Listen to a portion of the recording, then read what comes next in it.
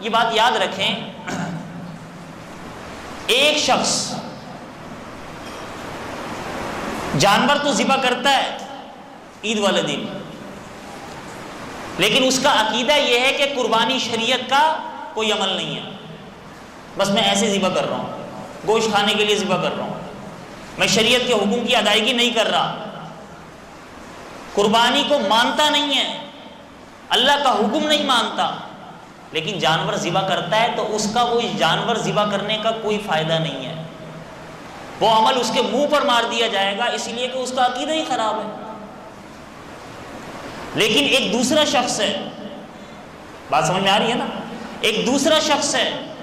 اس کے پاس گنجائش ہے قربانی کرنے کی، وہ مانتا ہے کہ قربانی شریعت کا حکم ہے، واجب ہے، فرض ہے، لازم ہے، لیکن اپنی کنجوسی اور بخل کی تو اس کا گناہ تو کم ہے،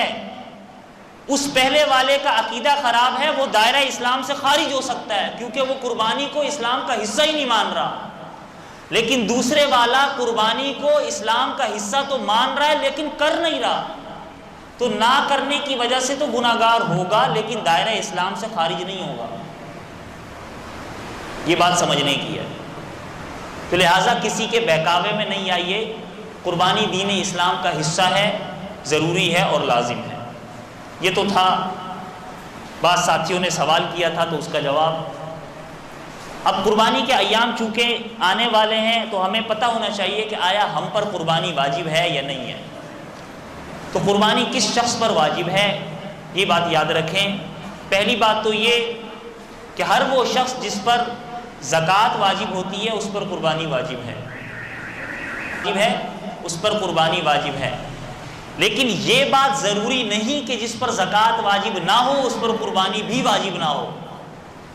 اس کو الٹ کر لیں کہ جس پر زکوٰۃ واجب نہ ہو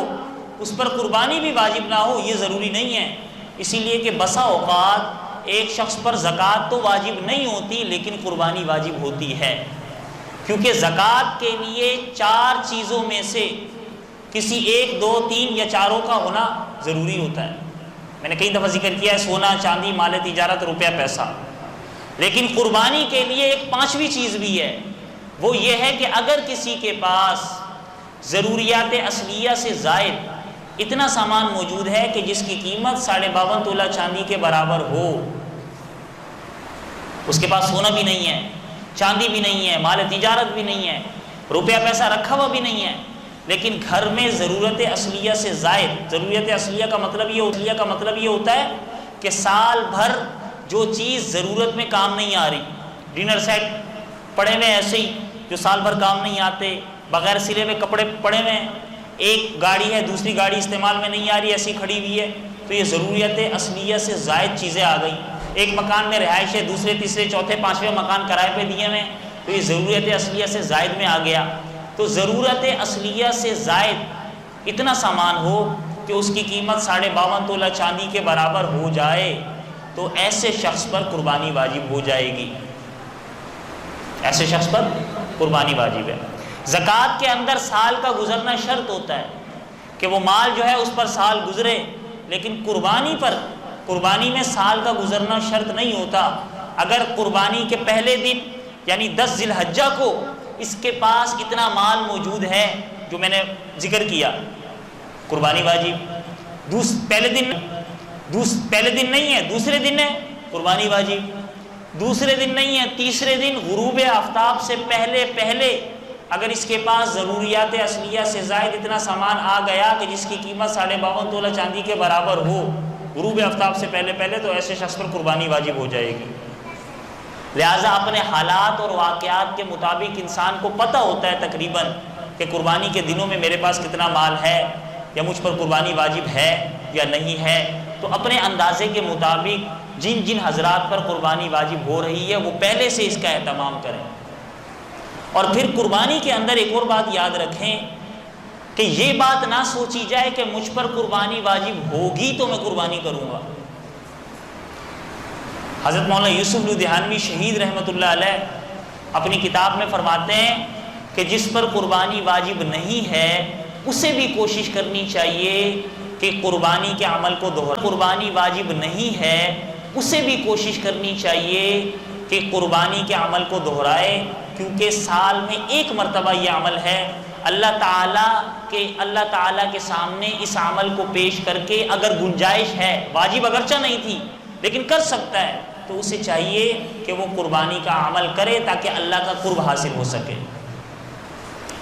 تو میں نے ذکر کیا کہ یہ بات ضروری نہیں ہے کہ جس پر واجب ہو وہی کرے، جس پر واجب نہیں ہے اسے بھی اس کا اہتمام کرنا چاہیے۔ اور پھر اس میں بعض غلط فہمیاں ہوتی ہیں، ان میں سے ایک غلط فہمی یہ ہے کہ ہم میں سے بعض لوگ یہ سمجھتے ہیں کہ اگر گھر کے ایک فرد نے قربانی کر دی تو باقی کی طرف سے ہو گئی، والد صاحب نے کر دی بچوں کو کرنے کی ضرورت نہیں ہے، بالغ بچے ہیں، بڑے بھائی نے کر دی باقی بھائیوں کو کرنے کی ضرورت نہیں ہے۔ بعض لوگ یہ سمجھتے ہیں تو جس پر واجب ہوگی، گھر میں 5 فرد ہیں، پانچوں جو میں نے نصاب بتایا اس کے مطابق تو 5 افراد کو قربانی کرنی ہوگی۔ ایک فرد پر واجب ہو رہی ہے تو ایک فرد کو قربانی کرنی ہوگی۔ اور پھر بعض لوگ یہ سمجھتے ہیں کہ قربانی تو مجھ پر واجب ہو رہی ہے لیکن چلو کوئی نہیں، میں اپنی طرف سے نہیں کرتا، میں والد صاحب کی طرف سے کر دیتا ہوں۔ ایسے نہیں ہوتی، جس پر واجب ہے اسے اپنی طرف سے ہی کرنی ہوگی۔ ہاں اللہ نے وسعت دی ہے، گنجائش دی ہے، اپنی طرف سے بھی کرے، اپنے والدین کی طرف سے بھی کرے، رشتہ داروں میں سے جس کی طرف سے کرنا چاہتا ہے کرے، اللہ کے نام کی کرے، نبی پاک صلی اللہ تعالیٰ علیہ وآلہ وسلم کے نام کی کرے، اللہ اس کی کوئی ممانعت نہیں ہے۔ لیکن جس پر واجب ہے اسے پہلے اپنی کرنی ہوگی، باقی بعد میں دوسروں کی۔ تو یہ قربانی کا عمل اور قربانی سے متعلق چند مسائل ہیں جو انشاءاللہ وقتاً فوقتاً آپ کے سامنے ذکر کیے جائیں گے۔ اس میں ایک آخری بات میں ذکر کر دوں کہ چونکہ جو قربانی کرنا چاہ رہے ہیں وہ ان دنوں میں جاتے ہیں منڈیوں میں، بازاروں میں اور جا کر مویشی خریدتے ہیں، تو مویشی خریدنے میں بھی نیت اور ارادہ اپنا درست رکھیں۔ یہ نیت اور ارادہ نہ ہو کہ خوبصورت جانور اور بڑا جانور اور مہنگا جانور میں لوں گا ٹسل کے لیے اور اپنی بڑائی دکھانے کے لیے، فلاں سامنے والے نے ایسا جانور لیا ہے تو میرا جانور اس سے بڑا ہو۔ ریاکاری اور دکھاوا اس عمل کو ضائع کر سکتا ہے، لہذا اپنی نیت جاتے اور نکلتے ہی درست ہو۔ اور پھر جن پیسوں سے ہم قربانی کا جانور خرید کر اللہ کے راستے میں قربان کر کے قرب حاصل کرنا چاہ رہے ہیں، وہ پیسے بھی ہماری حلال کی کمائی کے ہوں۔ یہ نہیں کہ اللہ کا قرب حاصل کرنا ہے اور کمائی حرام کی ہے تو اللہ کا قرب کہاں سے حاصل ہوگا۔ تو ان چیزوں کا اہتمام کر کے بندہ بازار جائے، وہاں بھاؤ تاؤ کر رہا ہے تو وہاں پر بھی جھوٹ نہ ہو، جو بیوپاری ہیں وہ بھی جھوٹ نہ بولیں،